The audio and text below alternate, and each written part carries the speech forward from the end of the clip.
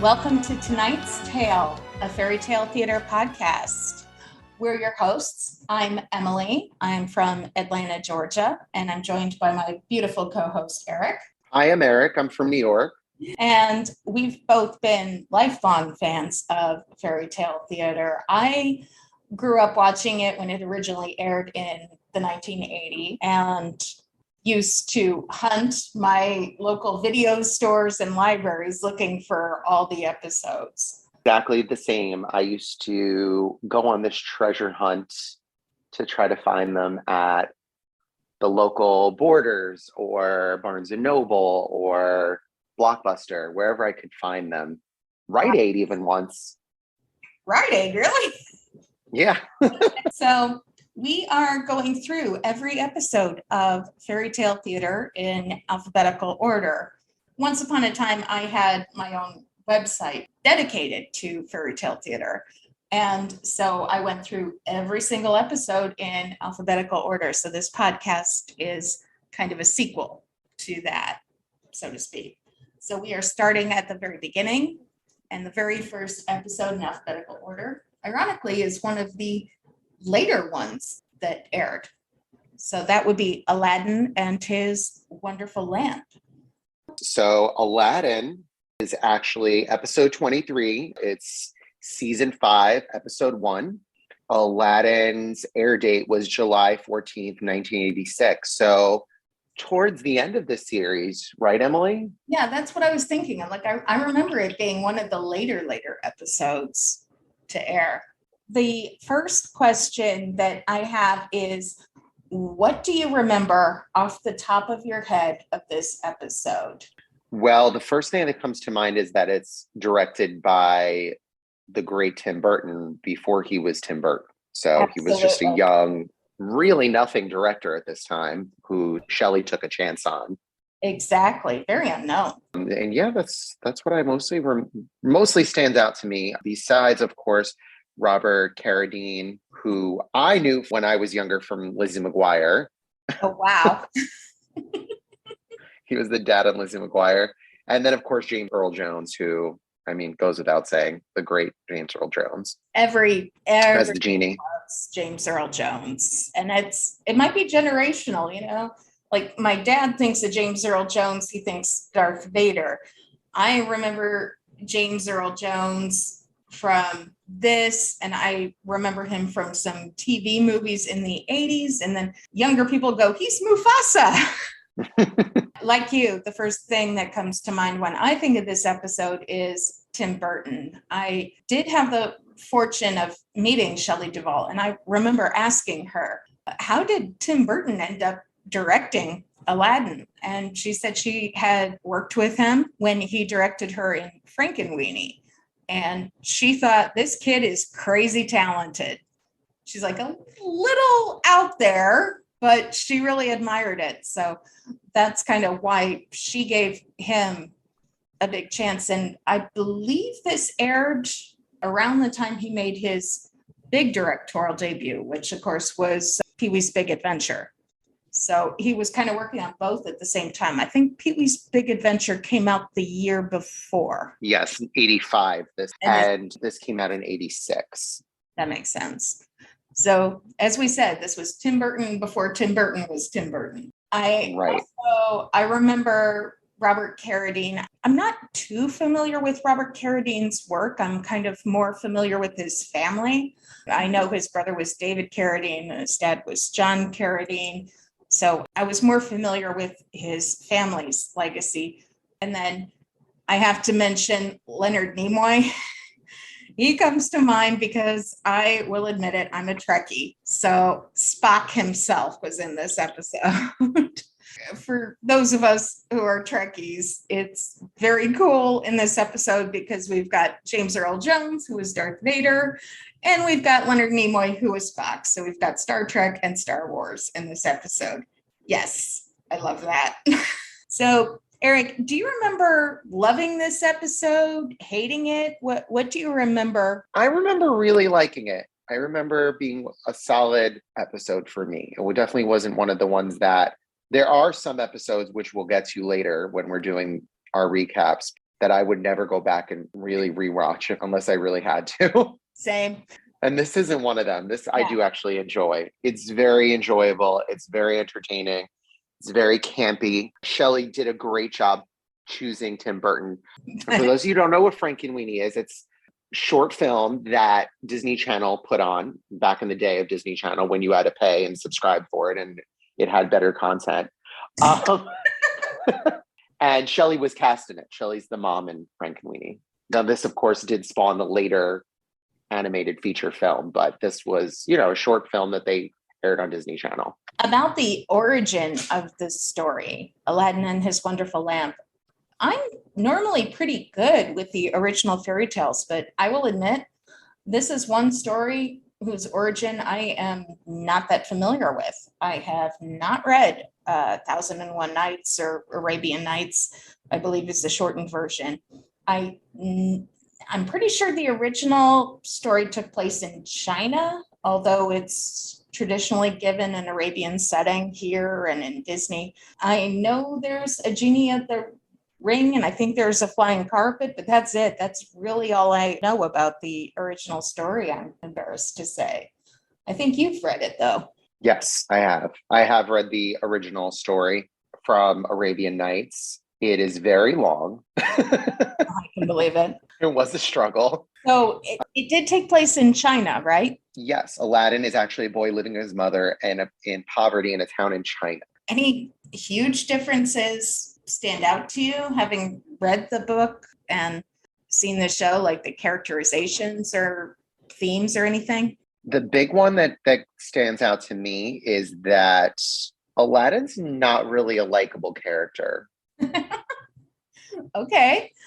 He's definitely not someone you would root for. He's definitely not someone that's portrayed very well. Oh, so he's kind of an anti-hero. Yeah, which is a huge difference from this one, obviously, and the more well-known to most people, the Disney version, which we'll discuss a few times as well, because there are a lot of really, well, this came before the Disney version, so probably did influence it quite a bit, I'm sure. As this was the only filmed version, I think, before that.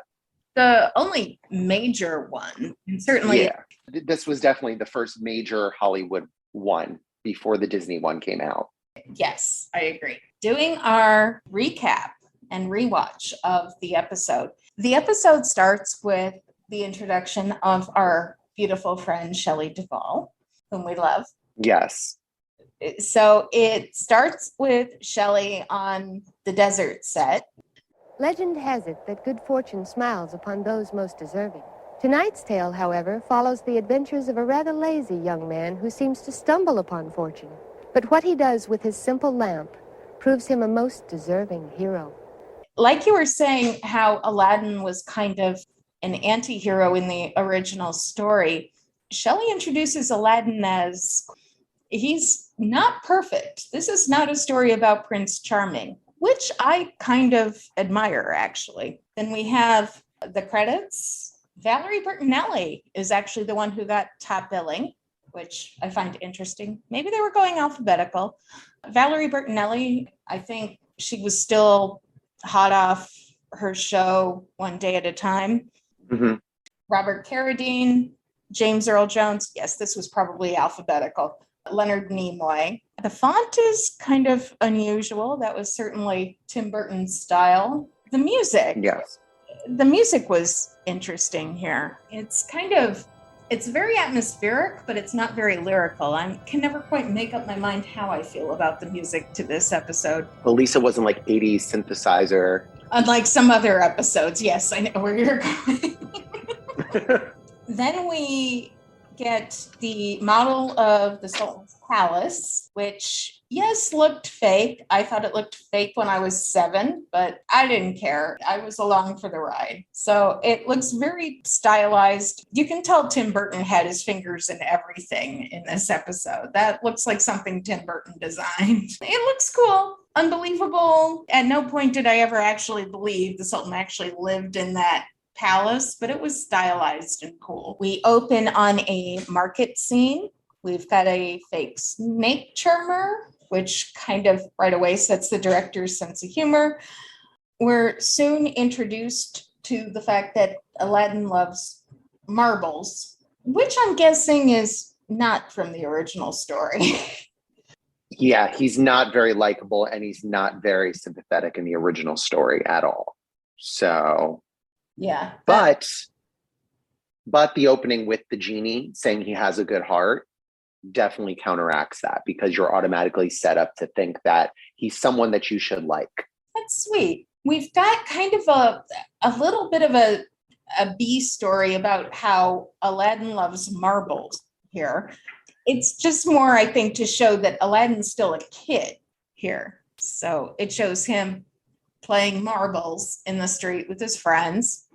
And then he shoots a marble, and we get a very impressive introduction to Leonard Nimoy in one of the best costumes I've ever seen on Fairy Tale Theatre. It's checkered and it has pointy shoes and it's got fur and a pointy hat and skulls. It's quite an ensemble, and bless his heart, he carries it off. I think that it's very camp. I think that it's very Tim Definitely. Burton. It's a definition of camp. I mean, he's got skulls, he's got a pointy hat, he's got a pointy beard. He might as well twirl his mustache. I just rewatched it this afternoon and I went, I love this costume so much. I can't. And I would bet anything that Tim Burton had something to do with it. Oh, definitely. This is 100% Tim Burton style. I completely agree. And I also think Disney followed a bit of this style when they designed Jafar, because Jafar was very much the twirl mustache kind of guy. Yes, the twirl mustache, the bigger than life persona and costume. And yeah, for sure. We have Leonard Nimoy introducing himself. I am your long lost uncle. Impossible. I don't have an uncle. When I heard of my brother's death, I came as quickly as possible. My father's been dead a long time. I was very, very far away. Now, let us hurry to your home so I can meet your mother. We can feast together and become better acquainted. Forget the feast. We don't have food. Not to worry, my dear boy. I am a man of many riches. Oh, well, in that case, follow me, dear uncle. Aladdin falls for it, or at least he pretends to. And then we go, okay, is Aladdin stupid? Is Aladdin naive? Or is Aladdin opportunistic? I don't really know. But it's an interesting setup. So Aladdin takes this mysterious long lost uncle back to his home. We meet Aladdin's mother, who is played by the lovely Ray Allen, one of my personal favorite Broadway actresses ever. She gets some really cute lines in the script. She actually, when I was watching this episode again tonight, I'm going, she really had some cute lines, and she did them with a lot of tongue-in-cheek references. So I love her. Yeah, well, the whole thing which they don't focus on in the Fairy Tale Theater episode is that his mother's by herself now because the father died, basically, without persuading Aladdin to grow up and take over the family business and to take care of him and his mother. Oh. He unsuccessfully went through doing that, setting up his family, because that's really what his goal was, is to make sure that his son took over the trade, which they don't really say what it was, to learn a trade, really, basically. Being a tailor or something like that. Right. And did he do that? No. He's just playing with the boys in the street, which they do show in the Fairy Tale Theater episode. That's all he does. He just plays with the boys in the street all day. That's all he does. He doesn't do anything helpful for his mother, doesn't work a job, doesn't try to bring home some money to the house. And he's, at least as from us as viewers, because we don't really know how old Aladdin is, he looks like he's old enough to have a job. Right. So. No, I get that. And that makes a lot of sense. That's why I'm going, okay, is Aladdin just naive or just opportunistic? And that would make sense knowing the original story, where he's just kind of lazy and not looking after his widowed mother. Anyway, we have The evil Moroccan magician. Evil Moroccan magician. He doesn't have a name. No, and he doesn't have a name in the original tale either. He's the evil African magician. So Fairy Tale Theater just narrowed it down. They're like, okay, he's from Morocco. He's the Moroccan more magician. specific. Yes. Evil Moroccan. Honestly, in my notes, I just called him Leonard. So, so Leonard goes to Aladdin's house. We meet Aladdin's mother. In all the years I was married to Mustafa, he never mentioned a brother. I'm not surprised. We didn't get along. Well, that explains it. You have siblings, I have siblings.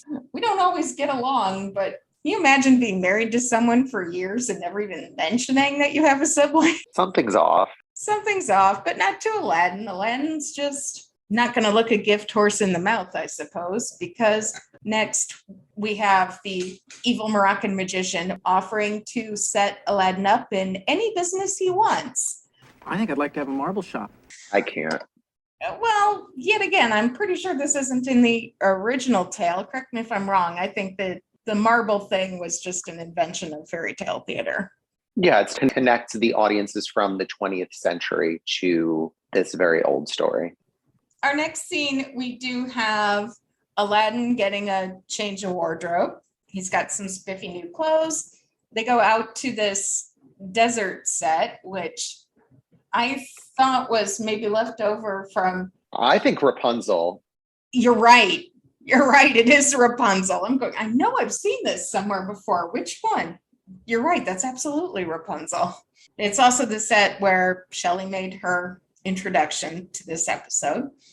We see Leonard Nimoy open the door to the cave. I just started cracking up because it was so just hamming it up. Drop into this hole, into the cave below. You'll go through a long, narrow passageway. Do not touch the walls. If you do, you'll die instantly. It was so campy. It was such a reference to the original Star Trek. I'm like, anyway.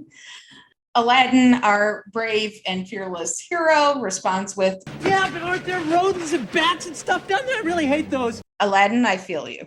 I completely feel him on that. I am not good with closed, dark spaces, especially with creepy crawly things. I'm with Aladdin on that. I agree with you 100%. He starts to whine, and the magician gives him this magic ring for protection, which was clearly not a well thought out plan on the part of the magician, because that sure came back to bite him later. Mm-hmm. Like, why would you give him a genie? I know. It's just, what was he thinking? That was a really dumb thought on the part of the magician. He's like, okay, well, you're whining, so I'll give you a genie. How does that even make sense in even the magician's mind? I don't know what he was trying to accomplish. I mean, at that point, he could have just given a regular old ring and said the same thing. It would have worked fine. Either way, Aladdin was going into that cave, whether he liked it or not. Because he knew the genie was in that ring, right? Yeah, of course the magician knew that. Okay. So he was right that Aladdin could rub that ring and he would get help. That's true, but well, I guess the magician didn't expect Aladdin to get stuck with the lamp. Our next series of clips, I'm going to hand this over to you, is the Cave of Wonders, which is quite an event. Well, from the moment that's very campy when they're revealing the opening, the portal, where the wind blows away the sand. Oh, with the 80s sparkles. With 80s sparkles. And then he opens up the thing and he goes down there. And then I wrote down very Burton-esque, but like it is thinking, but back then, like there wasn't really Burton. So, but looking at it now, we see the similarities of that set design of the Cave of Wonders to Beetlejuice, to, well, mostly Beetlejuice, what stands out in my mind. Oh, absolutely. Especially when they're running through the underworld in the musical, the stage musical. Exactly. I remember when they went into the underworld and there were all these images of frames being offset and everything. And I went, that's from Aladdin. That's the Cave of Wonders from Aladdin. Mm-hmm. Yeah. That's exactly what it is. So you can see young Tim Burton was just so full of ideas, and he was kind of throwing everything up there. I mean, that's what I love so much about this part, because you can see Beetlejuice, you can see Nightmare Before Christmas, a little bit of Batman. You can see so many ideas that Tim Burton had that were just kind of waiting to burst out of him creatively. Mm-hmm. Yeah, it's very cool. And then, of course, when he sees the lamp and it's being held by that hand. In a fish? What? What was that? Isn't it? It was really weird. It's so bizarre. It is, but I remember when I first saw this in the 80s, I'm going, what the heck is going on? And now, here I am several years later, and I'm going, oh, that's Tim Burton. That's so Tim Burton. It all makes sense now. Mm-hmm. I found it weird in the 80s. Now I'm going, no, that's pretty much on brand. So yes. we have Aladdin finds the lamp. I mean, when you think about it, this was very, very cheap special effects. You've got a hand coming out of a prop made to look like a fish. He takes it and the hand starts to move around. They've got noise. They do close-ups on the creepy wallpaper. I mean, this is really low budget special effects, but it worked. You really, at least I remember as a kid being scared. Like, what the heck's going to happen? He stole this lamp and clearly something bad's going to happen. So he ran back across the Cave of Wonders and he jumps up trying to get Leonard, who I'm just going to call him Leonard going forward. It's quicker than Evil Moroccan Magician. So he asks Leonard to help him out. Oh, so he grabs the lamp, right? And everything just goes, meow, meow, and everything's going nuts. So he's trying to get out, and the evil Moroccan magician, Leonard, won't let him out. He's like, nope, can't let you out until you hand me the lamp. Luckily, Aladdin's smart in this moment in time. He's like, that's true. No, I'm not giving you the lamp until you let me out. No, give me the lamp and then I'll let you out. I was like, no, that's not how this is going to go, my friend. Yeah. No. You're right. I give Aladdin a lot of credit here. This is where he actually shows some cunning and intelligence, because before he was very much going along with it, but now he's going, nope, something's not right here. So he says, you know what?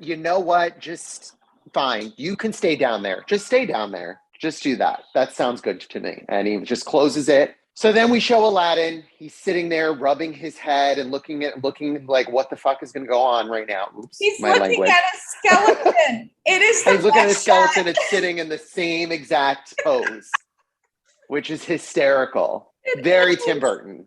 It's very Tim Burton. It's also very British humor. Yes. I'm going to die. And he's like, oh crap. I'm going to die just like this. This is my future. That's great. It's like, if I really thought I didn't have anything to worry about, here it is. I love that. Well, you got this to look forward to, kid. So then, by a stroke of luck, inadvertently, mind you, not on purpose, starts rubbing the ring. Right. We meet the first genie, the genie of the ring, who is played by James Earl Jones. I am Abdul, genie of the ring. Really? Truly? I thought genies were just imaginary? Sometimes, but I am very real.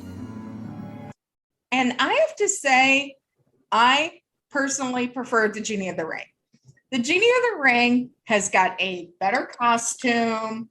He's very soft-spoken. He's a gentleman. He never bothers. He's a nice guy. Anybody. I love the Genie of the Ring. He's a nice guy. We like him. He is. I would. And he's got that cool turban that you guys gave to Shelley, right? Oh, that's true. That they recovered.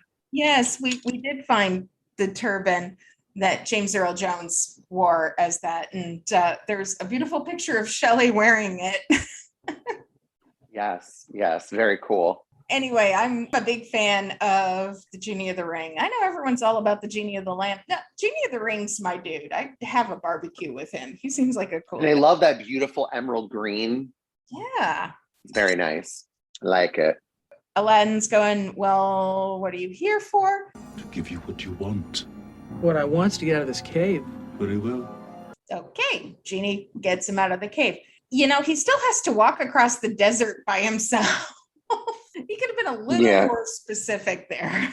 And like, take me home. I mean, what I want is to be home in my house with my mother. No, just want to be out of the cave. Well, to be fair, Genie got him out of the cave. Yep.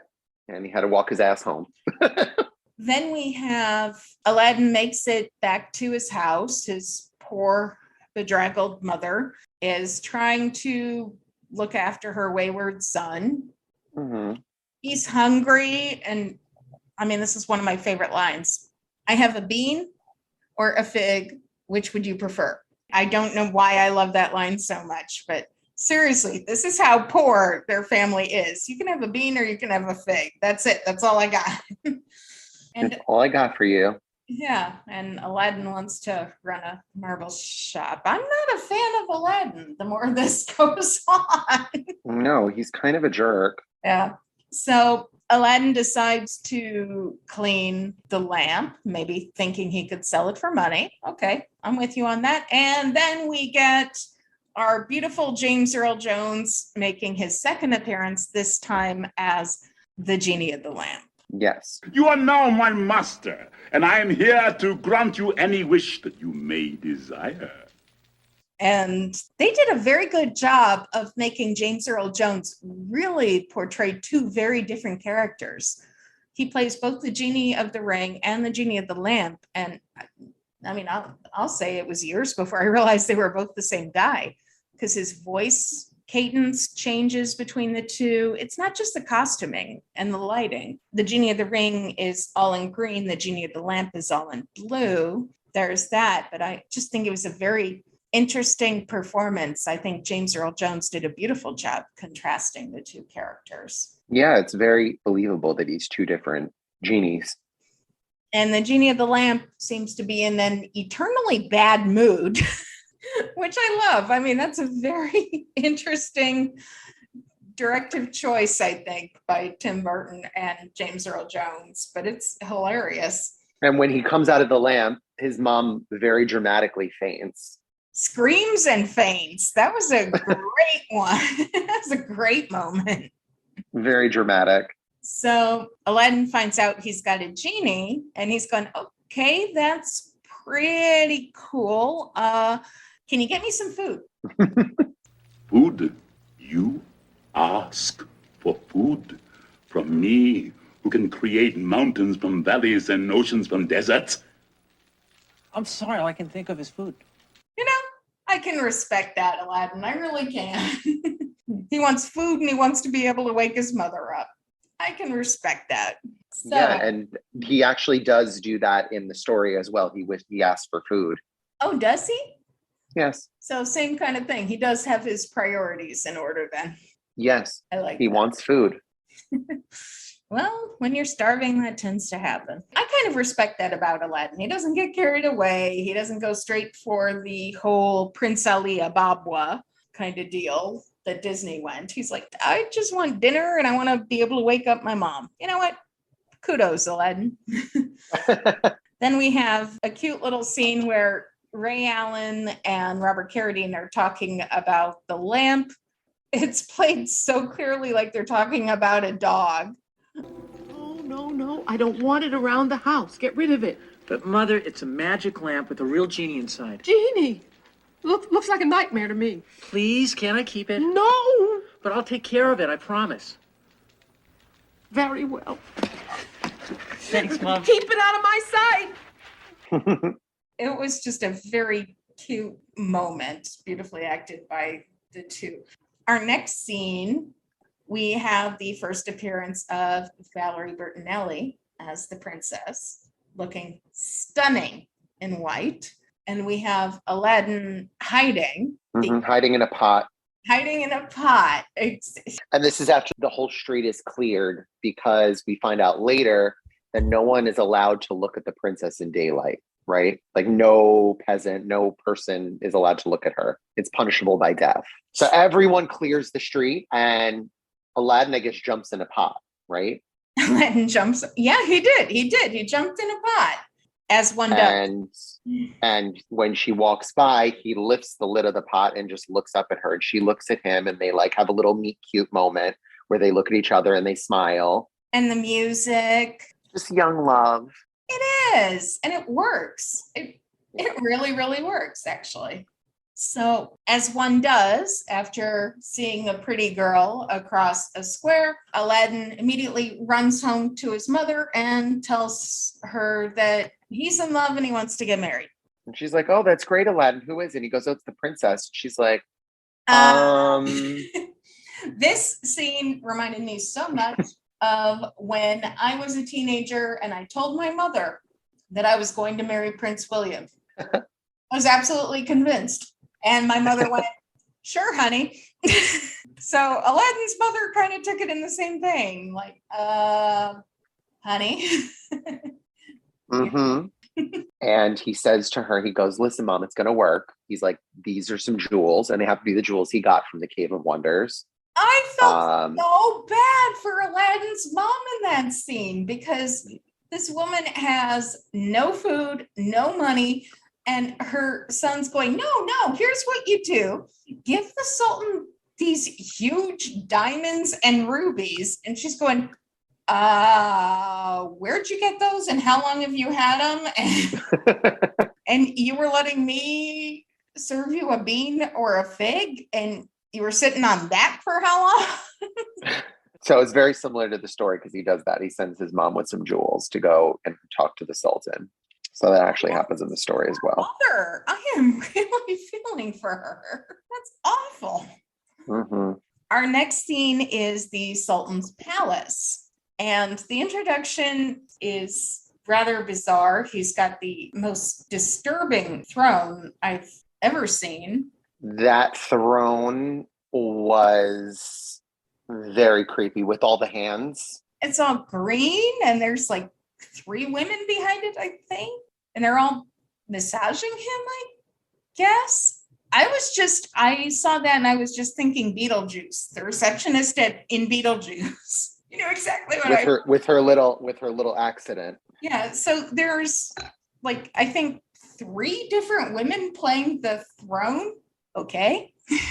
Get Ray Allen approaching the Sultan saying, "My son Aladdin wants to marry your daughter, the princess." Sultan's not a big fan of this until he sees the size of the jewels she gives him. I mean, I would be kind of upset that you were hiding these like jewels out of nowhere. I know, right?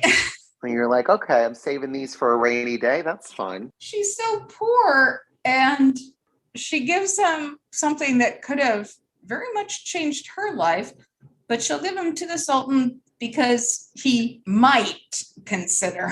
I'm sorry, if I were Aladdin's mother, I would have been going, "Nope, I'm not doing it. We're going to sell the jewels. We're going to buy a nice condo on the Arabian Sea, and that's what we're going to do." I think it's a little ridiculous, but yes, but she does it. She's a good mother. She goes and does it, and she talks to the Sultan, and I think the Grand Vizier, played by Ray Sharkey, he's twirling his mustache too. Yeah, which is very interesting because the Disney version kind of merged those 2 characters, the magician and the Grand Vizier, into Jafar. But if you think about it, the Disney version, probably just for character's sake and for time's sake, and to make it, I mean, maybe also to make the story a little less confusing, made those 2. It's easier to just have one villain. Make those 2 characters just one. But also, if I'm remembering correctly, wasn't there a son? Didn't the Grand Vizier have a son and he was the one who was going to marry the princess? Yes, in the original story, yes. Mm-hmm. Okay, I do. Yeah, he wants his son to there was a whole thing about where he tried to get his son to marry the princess, where in the Faerie Tale Theatre version, he wants to put his name in the ring to marry the princess. He wants to marry the princess himself, which is also what they did in Disney. He is not happy with the plan. That's what happens in the original story. And the Sultan gives the vizier's son 3 months to come up with a better gift. If he can come up with a better gift than what Aladdin is offering, then he can win his daughter's hand in marriage. That's interesting. Yeah.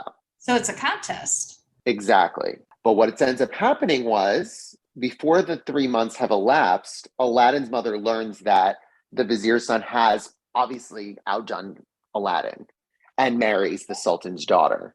Marries her. He marries her. He actually does marry her. Oh, okay. That's definitely different. And wait a second. So are you telling me Aladdin's a homewrecker? yeah, so Aladdin uses the genie to find a way to end a marriage? kind of ruin the marriage. Yeah. That's awful. Yeah. He throws the groom in the toilet, in the sewage, and he has the princess's bed, marriage bed, transported to Aladdin's house. Okay. The more I hear about the original story, the less and less I am liking Aladdin. That's terrible. And he spends the whole night with her. Okay. Returns. Yeah. Now we're coming into where Fairy Tale Theater kind of, I guess, softened that story, because we do have Aladdin asking the genie to send the princess to his bedroom. It's the night before her marriage, which I have to admit, I fully approve of that change. It's not quite so racy, but actually it was a very sweet scene. Do you remember that? We've got Valerie Bertinelli all curled up. I think she's in pink, and she's just very sweet and a little shy. And she's transported in a pink smoke, right? That's right. In a little cloud of pink smoke. I give credit to the actors and I give credit to the director, because that scene could have come across very differently in the hands of a different director. It could have come across as creepy. It could have come across as naughty. But the way the actors played it is so sweet and naive. I love that. It just comes across as romantic. I give a lot of credit to the direction there. It was beautifully done. I think it's very cute. Yeah. And it definitely does tie into the original story, because instead what he does is torture the Grand Vizier. So that night what he does is he transports her there, right? And then the genie tortures the Grand Vizier to kind of like distract him while they're having their intimate night. Aladdin says, take the Grand Vizier and send him somewhere else. And the genie goes, "May I scare him?" Just don't kill him. Aladdin made his line very clear. Just don't kill him. Okay. If that's where the line is, there's a lot of wiggle room. Mm-hmm. I love that. So this in the story happens over several nights, by the way. Okay. He transports her to his bedroom. Over the course of several nights. So she's married to another guy and she keeps being transported to Aladdin's bedroom. That's what I'm hearing. Okay, now that's just wrong. That's wrong in so many ways. So he does this over several nights, and then Aladdin's mother goes back and reminds him, the 3-month period is over. And you said that if he couldn't, produce something that was better than the gifts that my son brought, then you would declare this marriage null and void, and then my son can marry your daughter. And so he does. He declares the marriage null and void, and he's able to marry. It's enough. Yes.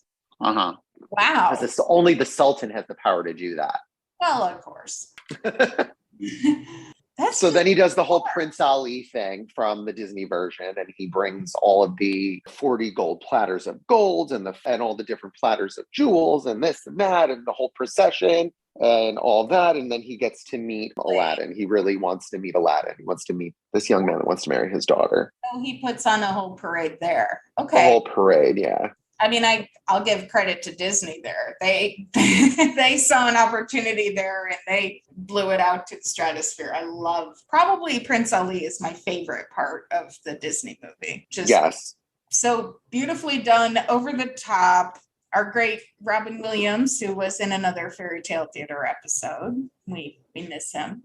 Okay, that's interesting that is actually in the original story, so to speak. And I guess the way that now the next part in the Fairy Tale Theater version is that he I guess he has to, because the Sultan really loves toys, Oh, right? yes. This, So the way that he's got to convince him that he's worthy of marrying his daughter is that he's got to create some kind of really exciting toy that he's not seen before. And he's a collector of toys from all over the world. right. It's got to be something that he's never seen before. More imaginative than anything else on earth. Okay, no pressure. And this is the part I remember being confused when I was a kid, when I first saw this. Did Aladdin invent TV? Is that what they were going for on this? I never understood this part. He invents a box with People moving inside of it. and singing. Did Aladdin invent television? Is that what they were going for? I never understood this part. I still don't understand this part. So first he talks to Genie and he's like, I need something. Oh, cute exchange. I need to give something great to the Sultan. Gold! In the twinkling of an eye, I shall fill the palace with a mountain of gold. No, it must be something that's more... Jewels! With the snap of my tremendous fingers, I shall create a diamond the size of the moon. No, it must be something that he's... Silver! Easily done! Will you listen? Don't you dare speak to me in that tone of voice. I'm sorry, it's just sometimes you're very exasperating. You're forgiven. Look, You get the feeling, I remember rewatching this today and I was going, the genie's just yanking his chain. The genie knew dang well these were all bad ideas. He was just toying with Aladdin. So I love that part. And then he goes, well, what do you want to give him? He goes, well, I'm not sure. Those who are not sure are surely nothing at all. So freaking funny. It's just a good exchange. I really like it. It is, and very well directed. I love how at certain times Tim Burton really directed Aladdin as if he was just a 12-year-old kid. How he's naively taking in the uncle, how he's arguing with his mom about keeping the lamp as if he's keeping a dog, how he's just arguing with the genie, and don't you ever speak to me in that tone of voice. Aladdin's just a kid. These moments make you realize he's just a kid. I like that. It's so well done. And then, of course, he creates TV, I guess. I mean, it's a creepy I don't know. TV. It never made sense to me. What did Aladdin? So then he describes it to Genie, and he's like, how about a box with a window? You look in this window, and you see wonderful objects, like people and places, and there's voices and sounds and colors. and I'm like, all right. Really? So Aladdin invented television in ancient Arabia. Okay. And then you get the next scene and it's these moving lips like the Rolling Stones logo, or I wrote down it was the opening to Rocky Horror. That's what it looked like to me. Just these lips in a black background and they're Oh yeah, it was weird. It was weird. Like Yeah. That's the opening. Definitely rock and horror. Definitely Rocky Horror. Science fiction, yeah. What's that song called in the beginning? Science fiction double feature. That's knowing Shelley, who certainly knew Susan Sarandon and some of the others involved in rock. That's not an accident. That is not an accident. Tim Burton certainly knew Rocky Horror. I'm gonna go there and say that was a Rocky Horror reference. Oh yeah, 100%. But I remember as a kid going, I don't understand this. I still don't quite understand. It still doesn't quite make sense. I love it because it's so artistic, but thematically, no, it doesn't make sense. So he's like, cool, you can marry my daughter. Yes, Sabrina comes in and she's informed that she's going to marry Aladdin, and she seems very happy with that idea. She recognizes him from quote unquote her dream that night, and they just have a cute little moment. Then our next scene is Aladdin planning his wedding. He's at home and the genie is listening to his plans, and he's listing his plans for his palace, and it sounded like he was designing Manhattan. He's like, there's going to be the Twin Towers, and then there's going to be a bridge, and then there's going to be a staircase. And I'm going, he's designing Manhattan in the 1980s. And the genie's kind of like, and who's going to do this? I love the genie. He's going, what's wrong with this house? This is a very nice house. It's a palace compared to a lamp. The older I get, the more I can respect the genie's perspective there.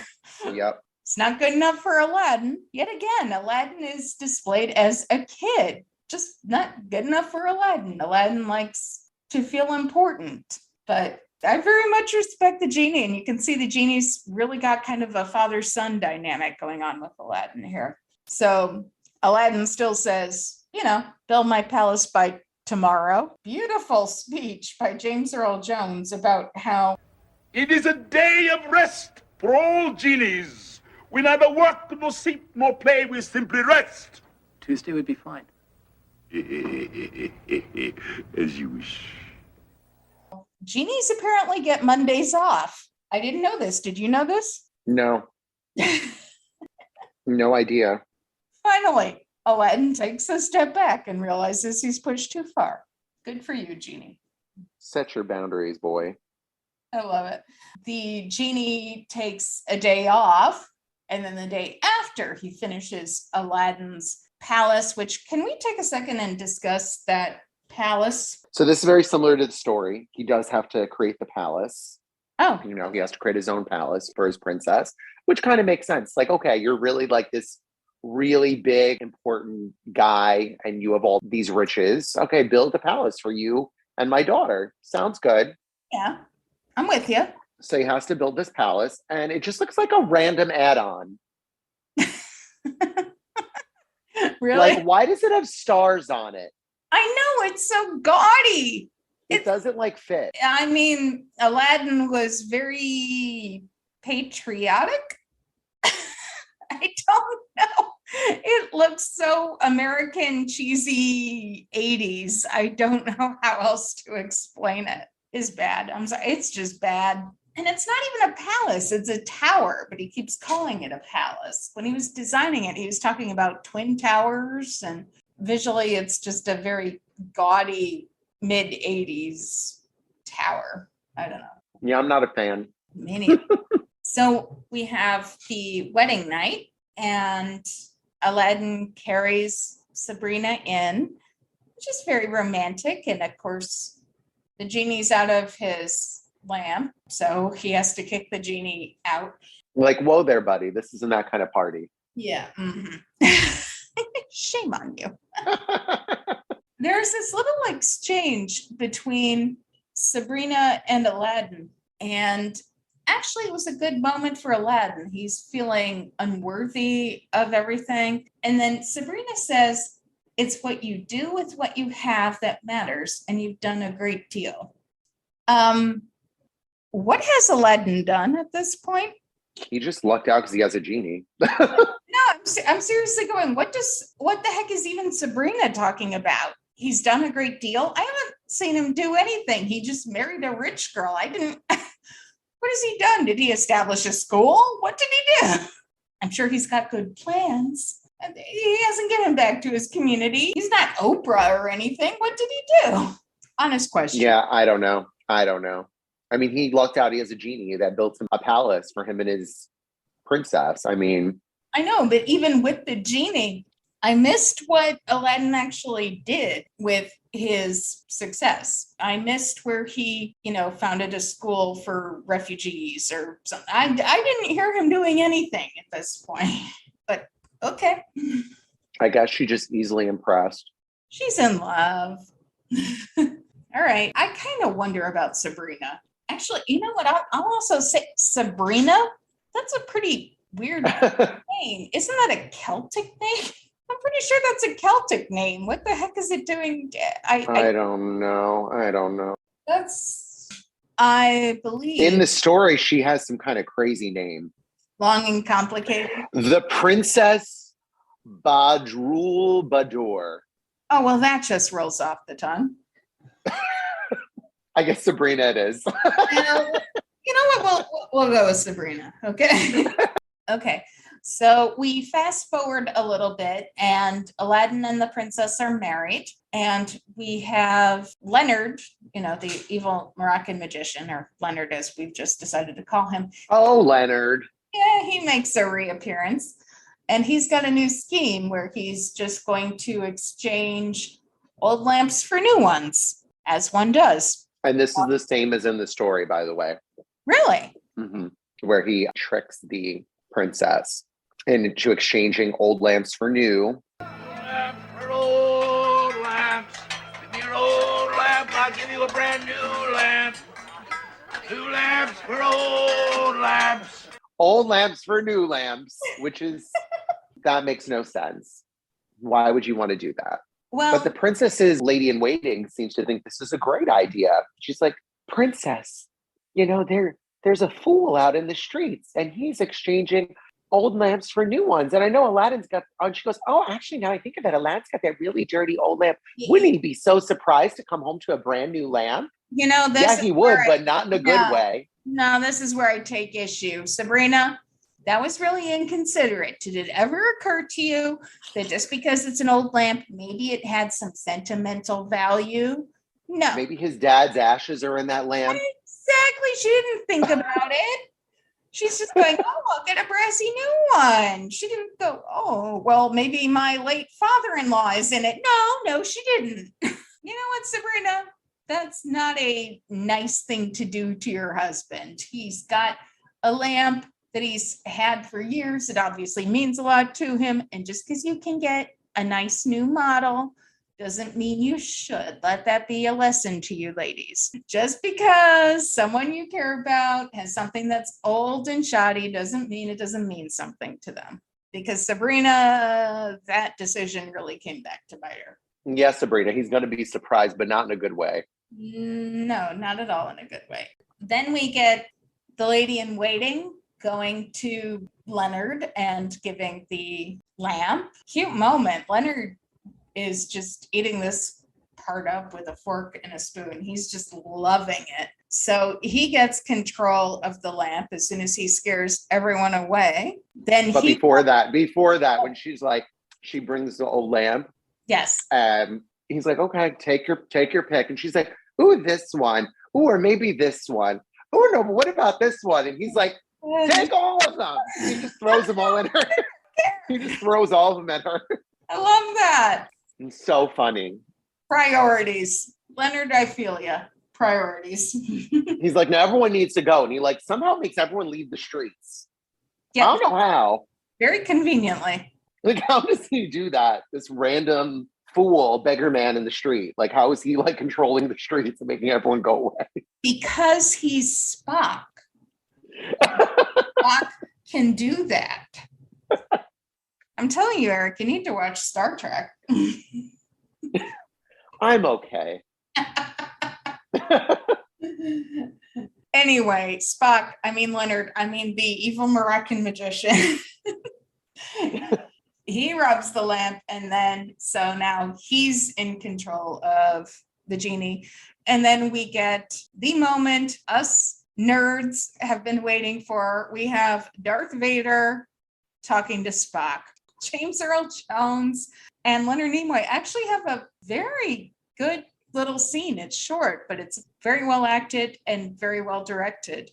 He's like, oh, it's you. James Earl Jones knows who he is. They have a they've met before. history. They definitely have a history that we don't know about. You know what? We don't need to know about. It's just enough to go, yeah, they're onto each other. And James Earl Jones tries to intimidate the magician. It's like, well, what if I choose to? Nope, not. He wasn't standing for it. He's on to the genie's tricks, and he's going, nope, I'm in charge. And the genie actually backs off, which is a very different reaction to how he talks to Aladdin. Aladdin, he can still talk to like a father, but with the magician, he really is talking like a slave. It's kind of very sad. Hearkening to the Disney version when Jafar takes over the genie with the Prince Ali reprise. Yes. And exactly. He looks so sad to be doing this to Aladdin. It's very, very, it's a very sad scene. For me, I remember that being a very sad scene too. It is, because the genie is such a strong character. He's got such a big personality. And you've been so invested in this character for so long, it really kind of hurts your heart to see him so taken Subdued. down. Yes, Yeah. that's the word, subdued. It's really kind of depressing to see that because you're kind of missing that big personality.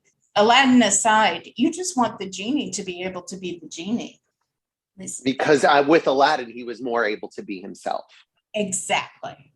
Yeah. Whereas not so much a slave master type of situation. Right. And he felt so comfortable as to like hang out in Aladdin's bedroom when Aladdin was not in his room. Oh yeah, he wasn't shy to tell Aladdin when he was being a snack. And also Aladdin listened to him. Aladdin respected his opinion. So that's it. I think that's kind of why it seems so tragic, so especially tragic, because you're realizing it's not just that Aladdin lost his source of power, it's there's this great character who's just disappearing. And that's, as just a watcher, I mean, just in that one scene, we go, that's really sad. I could care less about Aladdin, but I want the genie to be okay. At least so he wishes, so what he ultimately does is he wishes for Aladdin. No, Aladdin's castle. He wishes for Aladdin's castle palace to be moved. Get to the most bug infested section of the desert. I love that card. I ever get really mad at someone, send it to the deepest, darkest, most bug infested section of the desert. And in the original story, he does the same thing. However, he moves it to Africa. He moves it to where he's from. Because remember, in the original story, it takes place in China. So he sends the palace from China to Africa? Yeah. Well, that's a hike. That's a hike. Dang. With the princess inside? Yes. Oh, poor thing. I was making note of this in my rewatch. I'm going, that poor princess, she never seems to know what's going on.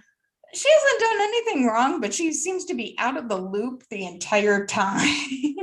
Well, besides giving away the land. That's a good point. All right. Okay, so the palace is taken, and I couldn't watch that special effect without giggling. I'm sorry, but we've got the palace that's interestingly shaped and spinning horizontal. I'm sorry, my mind's in the gutter. Don't pretend you don't know what I'm thinking about. I can't. All right. I just can't. No, if this is going to be a family-friendly podcast, I won't finish that thought. So we've got the very cheesy 80s special effects, and the palace with Valerie Bertinelli inside is spun and sent to the hottest, most bug-infested section of the desert. And then we have Aladdin coming back from, I guess he was out of town on work. Where was he? What's his work? This was never explained. What's his job? Where was he? He was just gone because he was out of town on business, I guess, because, being the Sultan's son-in-law. Oh, yeah, we don't really get what he was doing, what he was off doing. But while he's gone, his wife and his palace just disappears, and he gets blamed for it. Right. This is where it's very odd. It's I can suspend my disbelief so far, but I'm not even following the logic here. The way I see it, Aladdin has a pretty good, solid alibi. Right. In the original story, he was actually away hunting. He was on a hunting trip. Hunting would make sense. Okay. Yeah, and the Fairy Tale Theater doesn't make sense. Oh, he was off working? What are you doing as work, sir? What are you hunting in the desert? No, but I mean, it makes sense in the story that he's away hunting because remember, this takes place in China. So he can go hunting. But I guess in that story, I don't know. I don't know what he would be doing as far as working. I mean, foreign relations? I don't really know. Yeah, maybe he was visiting the next kingdom. Who knows? Like the royals do. Like they go visit different countries and... Yeah. Okay. Oh, all right. I guess he could have been serving as a diplomat. A little tour, if you will. It just took me, I'm like, seems to me Aladdin's got a pretty solid alibi here. He was gone. And while he Oh was gosh. gone, his home and his wife disappeared. So he's number one suspect. I'm pretty good at suspending disbelief, but that doesn't make sense to me. It doesn't work. It really doesn't work for this. But we're just gonna go with it. And that's what happens. And he comes back and the Fairy tale. Sultan's like, where's your castle and where's my daughter? And WTF. yeah, answer. And if I don't like your answer, I'm going to execute you. Because should my daughter magically reappear, she would love to find out that I executed her husband. This still doesn't make sense to me. I will let this go. And that happens with the original story too. He says that. It's terrible. He says, I'm going to execute you. I'm going to cut off your head. Actually in the story, that's what he actually says. I'm going to cut off your head. His wife is missing. So that's going to make everyone feel better, especially her if she reappears. Okay. But in the story, he gets, just like in this version, he's like, give me some time. I will find my palace and your daughter and I will return them. But you have to give me some time. So he does go try to figure out what to do. That's because the Sultan's a good guy and he'll give him a couple days before he executes him. What a sweetheart. No, in the story, the reason why is because apparently the people really liked Aladdin. He was popular with the people. So he was able to finagle his way into getting some time. And that's a difference here. There's this one scene in Faerie Tale Theatre that I really didn't like. It really bothered me. So, I mean, if we follow the logic of the story, Aladdin's wife is missing. Okay. His house is missing, but forget the house. His wife, whom he loves very much, has disappeared without a trace. And his friend, his BFF, who he used to play marbles with, thinks it's funny to go, Hey, Aladdin, I think I know where your palace is. You do? Yeah. Sorry, it must be in the other coat. That's a disgusting joke. That's a really disgusting joke. I don't know why he didn't punch him out. Like, that's a really gross joke. Could you imagine if your friend's wife was missing and you're like, oh, I think I found her. Oh, wait, must be in the other coat. That's really gross. That's not funny. Well, he seems to think it's funny. He's like dying of laughter. That's why I'm just going, this is just not a funny joke, okay? So in the story, the next part is just like Fairy Tale Theater. He gets a moment where he's, I guess when he's upset and he's distraught and he's like, what the hell do I do with my life? He rubs his hands together. And we see the beautiful Genie of the Ring making a come back. Mm-hmm. I still say I prefer the Genie of the Ring. He's a yes. gentleman, he's self-spoken, he's got, I'll say it, he's got a better costume. So, I mean, I guess it's a good little tick that he has when he's thinking to rub his hands together because he once again summons him and the Genie of the Ring appears. Now, in the story, they do call him the Lesser Genie, meaning he has less power than the Genie of the Lamp. I can understand he's got less power, but he sure seems to get stuff done. He does. Doesn't he make some kind of comment, if I recall? Doesn't he make some kind of comment about this? Or you have that other guy. You got the windbag who remembers me. And I'm like, well, you get stuff done. Everyone's calling about the Genie of the Lamp. The way I can see it, Genie of the Ring is the one who gets you out of the most trouble. If it wasn't for the Genie of the Ring, Aladdin would still be in the cave talking to a skeleton. Let's be real here. It's very true. So he does wish for him to get back to his palace, right? He wants to find his palace. Is the magic carpet in the original story? No. Okay. No, the magic carpet is not in the original story. He just gets magically transported. Okay. But I think it was a cool little moment to have the magic carpet, right? So he gets the magic carpet over there. It is, but from what I remember, and this is a very, very vague memory, but I think the magic carpet actually came from a different one of the stories in the Arabian Nights. So I think the magic, that's very interesting. And that's a very good point that you brought that up because this version, the Fairy Tale Theater version and the Disney version both decided to use the magic carpet. Yeah, I'm pretty sure someone at Disney watched this episode. There's They did. way too many coincidences here. There's a lot of parallels. There are a lot of parallels. Yeah, I'm pretty sure the magic flying carpet, don't ask me where I remember this from, but I'm pretty sure it came from a different one of the stories in the Arabian Nights. And just through the years, they kind of got merged with Aladdin. Yeah, for sure. So then we have the last scene. So he gets taken there, and then he gets a chance to meet up with the Princess Sabrina. Aladdin! Aladdin! Are you all right? I am now. How did all this happen? I don't know. I wanted to surprise you, and there was this man with new lamps, and all of a sudden the castle, it went up and flew, and there were clouds, and we landed, and with this evil man. Oh, sweet moment. That was a very... Now, I don't know where he was during this little moment. Do you know where he was? What do you mean? The sorcerer. Oh. The Moroccan magician. Oh, so he was out getting McDonald's for the staff? Like, where did he go in the middle of the bug-infested desert? I have a question. Boy, it was staff appreciation week, so... What is he doing? Where is he in this bug-infested desert? Why is he gone? Well, he wasn't... But regardless is that he's not there right at that moment. And it's just enough time for Sabrina and Aladdin to hatch a plan to bamboozle the evil Moroccan magician. He was plucking his beard. He was plucking his beard. That's what he was doing. He went to the barber. No, that's a good question. I don't know where he was. Yes, they come up with a whole plan, and then Sabrina had to, yet again, seduce him. Sabrina is somewhat left out of the loop. Poor Sabrina. I've got a lot of pity for her. She never quite knows what's going on. Yeah. But she's told she needs to kind of play along with Leonard. She has to pretend like she likes him. That's right.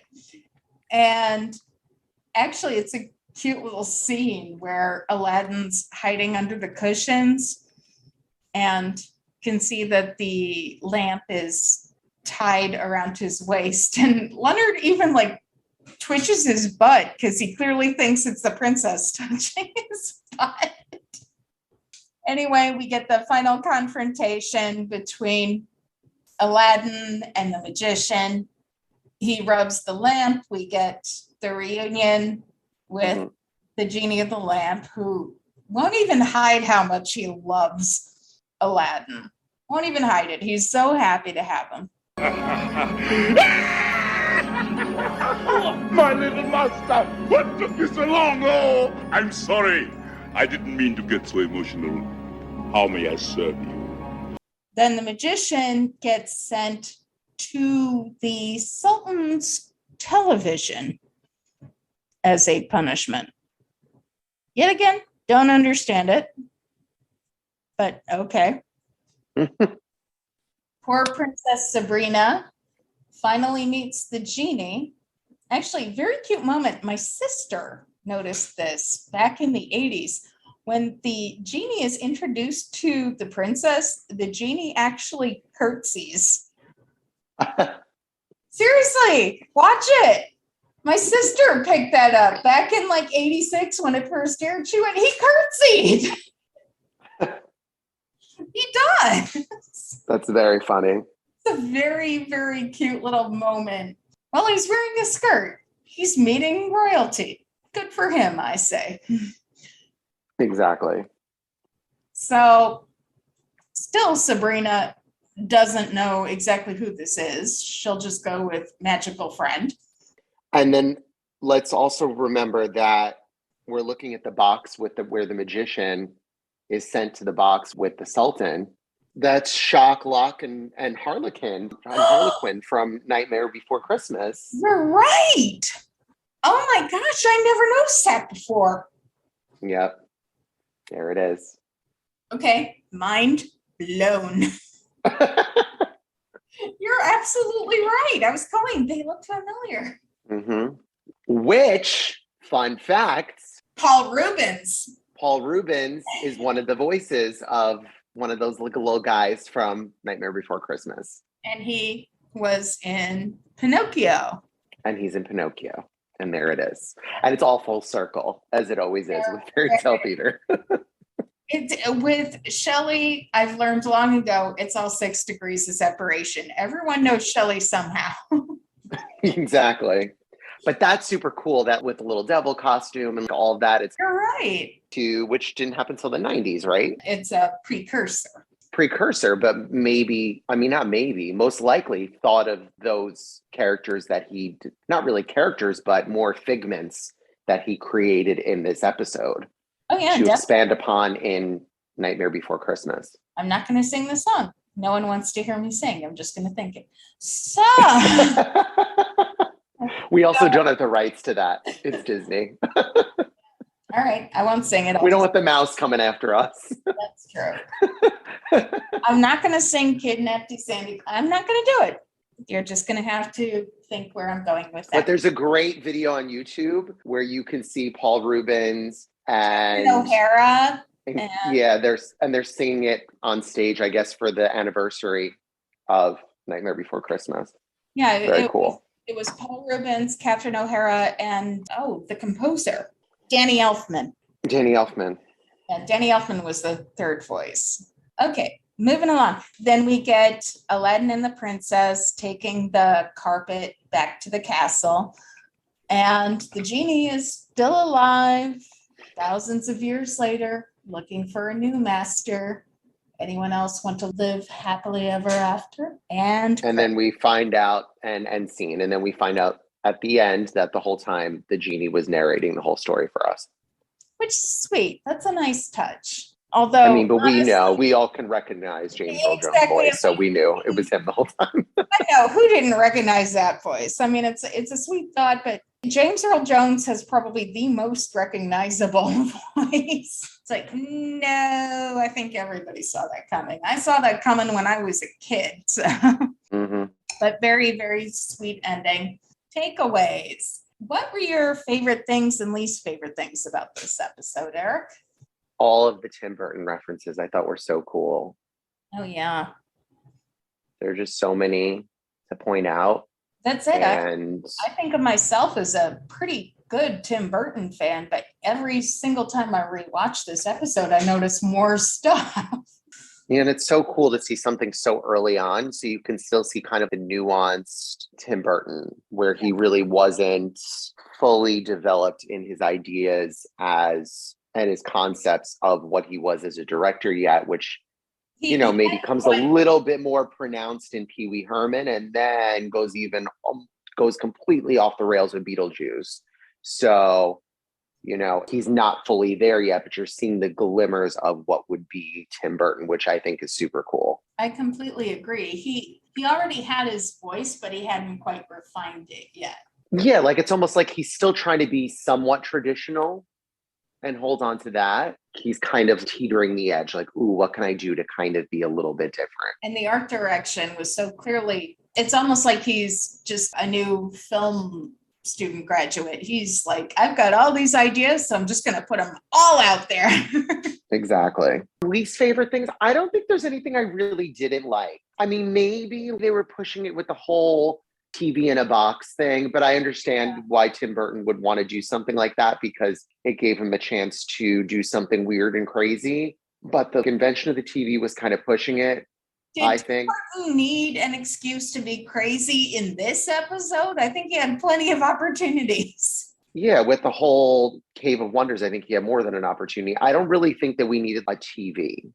I completely agree. The other thing I didn't care for was Aladdin's palace. That was the ugliest, most dated art direction I've ever seen. Would there be anything you'd change? I wouldn't go for the palace art direction. Like if we're really nitpicking, then yeah, the palace was not the best. Because especially when he's describing the palace, the way he wants it built, that he wants something spectacular, the most spectacular thing ever. That's what we came up with. I completely agree. How would you rate this episode on a scale of 1 to 10? I would definitely rate this, I would say maybe like a solid 7. That's exactly where I am. I really like it, but is it my favorite? No. Is it one that I rewatched many times? No. This was also an episode that I hadn't watched till much later in life, just for lack of being able to find it. Oh, this was one that required some hunting to find when we were kids. Yeah. I'm also at a 7 out of 10 because while I love the artistic direction, I love just some of the precursors to later Tim Burton projects, and I love the acting. It's just, I don't know. I don't really buy the story so much. I don't know. I don't quite get caught up in the magic the way I do in some of the other Fairy Tale Theater episodes. So it's it's a very solid episode. I enjoy it. It's not my go-to, but I very much enjoy it. I enjoyed rewatching it again today. So shall I dare to say what you had to say back in the 90s? Oh, no. Oh, dear. Okay, so on the land of fairy tales? To our dear listeners, once upon a time, I know I referenced this before, but I had a website where I wrote my reviews of every single episode of Fairy Tale Theater. I wrote these reviews, I want to say in 1996. And just so you know, I will continue to read them every episode because I like to embarrass and torment Emily. There's no need to do that, Eric. No, but it was so good. I really liked it. It was one of the only very in-depth websites for Fairy Tale Theater back then. You know, you say it like a compliment, and yet I know what you're about to do to me. So you rated all the episodes on a 4-star scale. Okay. Honestly, I have not looked at my old website in probably 10 years. I didn't even know it was still up. Eric, my beloved co-host, has found it. And all of my old reviews that I wrote in 1996, maybe 1997, apparently they're still up. That's what you're telling me? They're all still up there? They're still here. Oh, dear. Okay. So what did I write back in the day? Oh, dear. You gave it 3 out of 4 stars. Okay. And you said Aladdin is a very mystical fairy tale. The producers knew what they were doing when they hired a rising director named Tim Burton to take on this project. Burton's style shines through in this great adaptation. The sets perfectly cover on the magical and mystical qualities of the unique setting that is so crucial to this tale. In addition, the costumes are colorful and imaginative, and the story is told sweetly. Okay, I'll stand behind most of that. At times, the script can seem rather corny, but the sets and Burton atmosphere certainly makes up for it. Okay, I was clearly going through a Tim Burton phase at the time. All of the actors turn in very worthy performances, most notably Bertinelli's giggly princess and Joan's short-tempered genie. I really like this episode. While it may not be the best one ever, it's certainly fun to watch. The atmosphere and sets alone are well worth the price of the video. Actually, I'll stand behind a lot of that.